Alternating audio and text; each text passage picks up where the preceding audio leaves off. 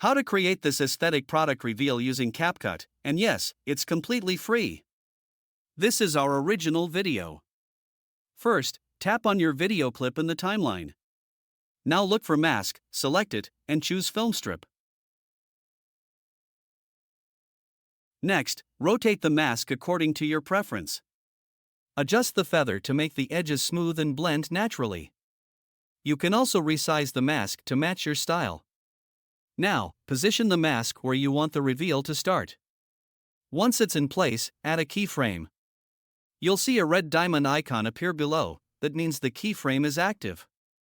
Next, go to the end of your video clip and move the mask to complete the reveal. CapCut will automatically add another keyframe. That's it. Our product reveal animation is complete.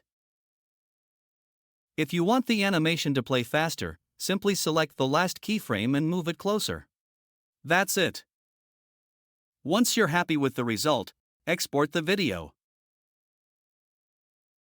And here's your final output. Share this video and follow for more CapCut tips and creative edits.